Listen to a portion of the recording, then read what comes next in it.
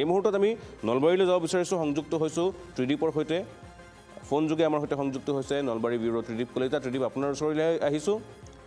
এফালে প্ৰধানমন্ত্ৰীগৰাকীয়ে দিল্লীত গৈ আজিৰ দিনটোত বৰদিন উদযাপন কৰিছে, আনফালে এইখন অসমত য'ত বিজেপিৰ চৰকাৰ চলি আছে, বৰদিন আয়োজন কৰাৰ কাৰণে উপদ্ৰৱ চলোৱা হৈছে। বৰদিনত ব্যৱহাৰ কৰিবলগীয়া সামগ্ৰী বিক্ৰী কৰাৰ কাৰণে দোকানত গৈ উপদ্ৰৱ চলোৱা হৈছে। আৰু তাৰপিছত অৱশেষত সংবাদ মাধ্যমত বাতৰি হ'ল, সেই বিদ্যালয়খনে এজাহাৰ দিলে, তাৰ পিছতহে আৰক্ষীয়ে ব্যৱস্থা গ্ৰহণ কৰিছে। তেনে কিছু বিষয়ক লৈ চৰ্চা হৈছে। দিনটোৰ আপডেট সবিশেষ জানিম আপোনাৰ পৰা। ত্ৰিদীপ।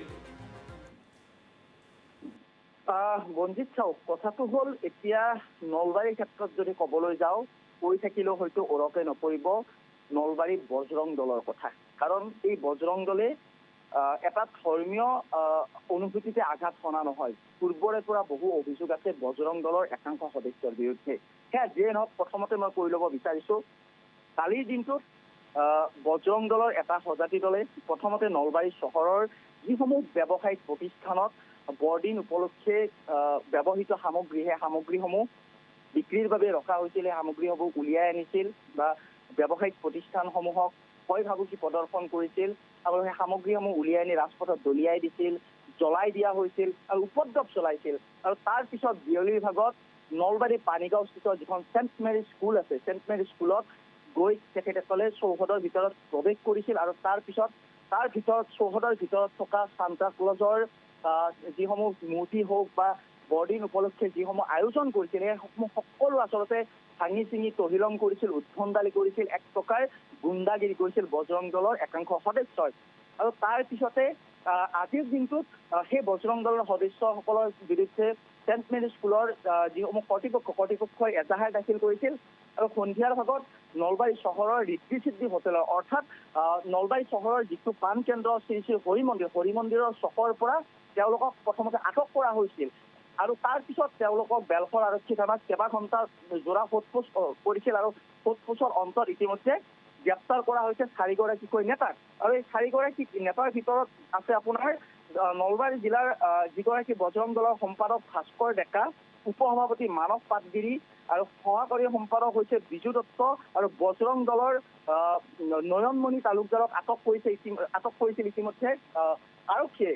আৰু তাৰ পিছত যি সোধপোছ, বেলশৰ থানাত যি সোধপোছ চলিছিল, সোধপোছৰ অন্তত ইতিমধ্যে 4গৰাকীকে গ্ৰেপ্তাৰ কৰা হৈছে। আৰু গ্ৰেপ্তাৰ যিহেতু কৰা হৈছে, এই মুহূৰ্তত আমাৰ হাতত আহি পৰিছে সেই যি গোচৰ ৰুজু কৰা হৈছে, যি আচলতে ধাৰা ৰুজু কৰা হৈছে, সেই ধাৰা আৰু গোচৰ ইতিমধ্যে আমাৰ হাতত আহি পৰিছে 116/2025 নম্বৰত গোচৰ ৰুজু কৰা হৈছে। আৰু তাৰ পৰিৱৰ্তে BNSৰ 328 326F আৰু 389(2) 151(2) 324(4)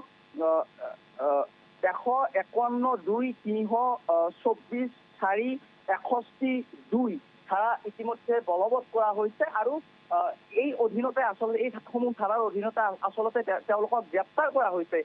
এই মুহূৰ্তত মই এটা কথা স্পষ্টভাৱে ক'ব বিচাৰিছোঁ যে বৰদিন উপলক্ষে তেওঁলোকে যি আচলতে উদ্ভণ্ডালি কৰিছে, ধৰ্মীয় অনুভূতিত যি আঘাত সানিছে, সেই কথা কোনো কাৰণতে আচলতে গ্ৰহণযোগ্য নহয়। যিহেতু ভাৰতবৰ্ষ এখন ধৰ্ম নিৰপেক্ষ দেশ, গতিকে ভাৰতবৰ্ষত সকলো ধৰ্মাৱলম্বী লোকে বাস কৰিব পাৰে বা সকলো ধৰ্মাৱলম্বী লোকে নিজৰ নিজৰ উৎসৱ পালন কৰিব পাৰে। সেইফালৰ পৰা তেওঁলোক আজিৰ তাৰিখত কিন্তু অপৰাধী। আৰু সেই হেতুকে আচলতে বিদ্যালয়খনে যি গোচৰ ৰুজু কৰিছে, গোচৰৰ ভিত্তিতে আচলতে নলবাৰী আৰক্ষীয়ে ইতিমধ্যে তেওঁলোকক আটক কৰিছিল বা বৰ্তমান গ্ৰেপ্তাৰ কৰা হৈছে। তাতোকৈ ডাঙৰ কথা হ'ল যে বজৰং দলৰ যিসমূহ একাংশ সদস্য, তাৰ ভিতৰত মই নামকেইটা পুনৰ ক'ব বিচাৰিছোঁ। যিগৰাকী ভাস্কৰ ডেকা বুলি উল্লেখ কৰা হৈছে সম্পাদক, যিগৰাকী নয়নমণি তালুকদাৰ বুলি উল্লেখ কৰিছোঁ মই ইতিমধ্যে, এই দুগৰাকীৰ নেতৃত্বত আৰু কেইবাগৰাকীও আছে। ইতিমধ্যে আৰক্ষীৰ জালত পৰা নাই সেইকেইগৰাকী এতিয়াও কিন্তু মুক্ত আকাশৰ তলত আছে। সেই কেইগৰাকীৰ নেতৃত্বতে আচলতে আপোনাক মই মনত পেলাই দিব বিচাৰিছোঁ যে কিছুদিন পূৰ্বে আমাৰ NKTVত ইতিমধ্যে বাতৰি সম্প্ৰচাৰ হৈছিল যে 27 নং ৰাষ্ট্ৰীয় ঘাইপথত গৰু কঢ়িওৱা বাহন আগুচি ধৰি যি বাতৰি শিৰোনামা দখল কৰিছিল, আৰক্ষীৰ ওচৰ চাপিছিল বা যি দুৰ্ঘটনা সংঘটিত হৈছিল, এই বাতৰি ইতিমধ্যে সম্প্ৰচাৰ হৈছে। অকল গৰু ভৰ্তি ট্ৰাকৰ পৰা নিশা হলে ধন দাবী কৰাই নহয়, বিভিন্ন অসামাজিক কামত লিপ্ত এইসকল বজৰং দলৰ নেতাকৰ্মী। কিন্তু এইসকল বজৰং দলৰ নেতাকৰ্মীক কিন্তু ইমান দিনে বিভিন্ন অভিযোগ থকাৰ পিছতো কিন্তু নলবাৰী আৰক্ষীয়ে কিন্তু গ্ৰেপ্তাৰ বা আটক কৰিবলৈ কিন্তু সক্ষম হোৱা নাছিল।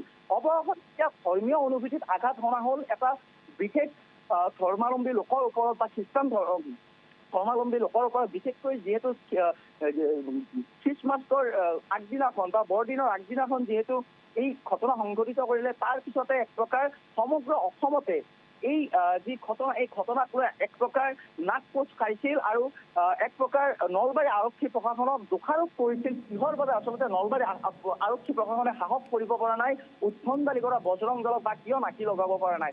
তাৰ পিছত অৱশ্যে নলবাৰী জিলাৰ আৰক্ষী অধীক্ষক বিবেকানন্দ দাসৰ যি নিৰ্দেশনা, সেই নিৰ্দেশনাৰ ভিত্তিতে ইতিমধ্যে গ্ৰেপ্তাৰ কৰা হৈছে। আৰু আমি কিছু সময় পূৰ্বে নলবাৰী জিলাৰ যিগৰাকী জ্যেষ্ঠ আৰক্ষী অধীক্ষকগৰাকীৰ সৈতে ফোনযোগে কথা পাতিছিলোঁ। তেখেতে ইতিমধ্যে সদৰি কৰিছে যে তেওঁলোকক ইতিমধ্যে গ্ৰেপ্তাৰ কৰা হৈছে আৰু কাইলৈ দিনৰ ভাগত সম্ভৱতঃ এই বিষয়টোৰ সন্দৰ্ভত সংবাদ মাধ্যমৰ মুখামুখি হ'ব নলবাৰী আৰক্ষী আৰু তাৰ পিছতে স্পষ্ট হ'ব কেনেধৰণে তদন্ত প্ৰক্ৰিয়া আগবঢ়াই নে আৰু যিসমূহ আচলতে বজৰং দলৰ আন সদস্য আছে বা এই অসামাজিক কামৰ সৈতে যিসকল জড়িত, তেওঁলোক কেনেধৰণে তদন্তৰ আওতালৈ আনে বা কেনেধৰণে তদন্ত প্ৰক্ৰিয়াৰ জৰিয়তে তেওঁলোকক কেনেধৰণে দৃষ্টান্তমূলক শাস্তি প্ৰদান কৰে, সেয়া কিন্তু পৰৱৰ্তী সময়ত লক্ষণীয় হ'ব। ত্ৰিদীপ, আপোনাক ধন্যবাদ জ্ঞাপন কৰিছোঁ।